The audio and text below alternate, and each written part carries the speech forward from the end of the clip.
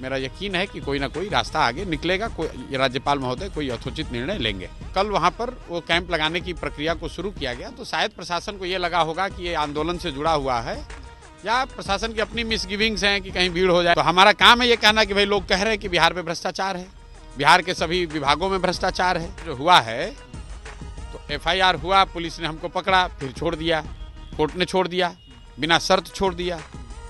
तो अगर 2 और FIR जो है पुलिस चाहती फिर हमको पकड़ ले, हम तो यहीं पे खड़े हैं, कहीं भागे तो है नहीं। हमारे साथ प्रशांत किशोर हैं, बीमार थे आप, इलाज चल रहा था, इलाज के बाद डिस्चार्ज होकर पाए हैं, तबीयत कैसी है आपकी?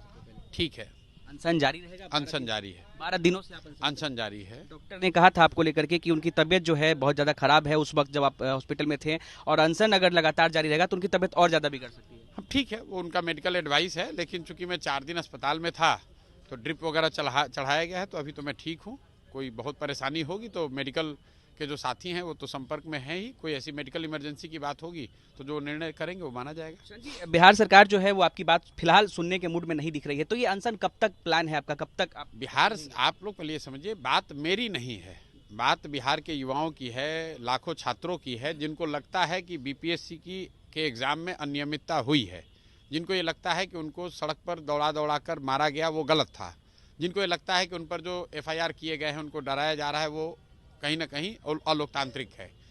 छात्रों ने डिमांड ये रखी है कि भाई मुख्यमंत्री एक बार हमसे मिल ले, मिलकर ये बता दें कि भाई ताकि हम लोग अपनी बात रख सकें। अभी तक ये सरकार की असंवेदनशीलता कह लीजिए, या एक तरह से भाव शून्य हो गए हैं नीतीश कुमार, जो अभी तक बच्चों से मिले नहीं हैं। खैर, वो चली रही लड़ाई। अभी राज्यपाल महोदय ने कल अपनी ओर से पहल करी है, उन्होंने ये न्योता भेजा है, उन्होंने बताया है कि आप एक छात्रों के शिष्टमंडल को भेजिए जो छात्र बात करना चाहते हैं, और अभी बैठकर सभी छात्रों ने आपस में 11 साथियों को चयनित किया है, जो अभी 2 बजे गवर्नर से मिलेंगे, मिलकर अपनी बात रखेंगे। मैं इसके लिए राज्यपाल महोदय का धन्यवाद भी कर रहा हूं, और मेरा विश्वास है, मेरा यकीन है कि कोई ना कोई रास्ता आगे निकलेगा, कोई राज्यपाल महोदय कोई यथोचित निर्णय लेंगे। जी, कल आपका एक कैंप लग रहा था मरीन ड्राइव के किनारे में, आप लोगों की तरफ से बताई गई कि वो निजी जमीन थी, लेकिन पुलिस ने पहुंचकर उस कैंप को लगने नहीं दिया, क्या कहेंगे, क्या मामला था वो पूरा? भाई, वो जमीन, जैसे हम 2 साल से जो पदयात्रा हम लोग करते हैं तो कैंप बनाकर ही उसी में रहते हैं, उसी में लोग आते हैं, उनका प्रशिक्षण होता है, बातचीत होती है, लोग रहते हैं। उसी व्यवस्था के तहत, चूंकि मैं पटना में हूँ, तो एक ज़मीन हम लोगों ने किराए पर यहाँ ले रखी है वहाँ के किसानों से, और कल वहाँ पर वो कैंप लगाने की प्रक्रिया को शुरू किया गया। तो शायद प्रशासन को ये लगा होगा कि ये आंदोलन से जुड़ा हुआ है, या प्रशासन की अपनी मिसगिविंग्स हैं कि कहीं भीड़ हो जाएगी। आंदोलन के लिए नहीं था भाई, वो जनसुराज का अपना पदयात्रा का कैंप है, वो तो ऑलरेडी एक पाटलिपुत्रा में लगा हुआ है, गांव-गांव में हम लोग लगाते हैं, यहाँ पर भी लगाना चाहते हैं। तो अभी प्रशासन ने लोगों को बुलाया है, जनसुराज के लोग भी गए हैं। कल पुलिस ने जरूर उसको रोका है, लेकिन हम लोग प्रयास कर रहे हैं कि प्रशासन को बात समझ में आए कि इसमें कोई डरने की बात नहीं है, ये कोई यहाँ आंदोलन और सरकार के खिलाफ कोई चीज़ शुरू नहीं हो रही है। वो जनसुराज का अपना कैंप है, अपना हमारा जो तरीका है काम करने का, उसका हिस्सा है, उसको लगने दिया जाए। और वो प्राइवेट लैंड है, प्राइवेट लैंड पे सरकार को ये अधिकार नहीं है कहने का कि हम अपने घर में क्या करें। जी, BPSC ने कई लोगों को लीगल नोटिस भेजा है, उसमें कई सारे शिक्षक हैं, आपका भी नाम शामिल है, आपके ऊपर लीगल नोटिस? कोई महत्व नहीं है।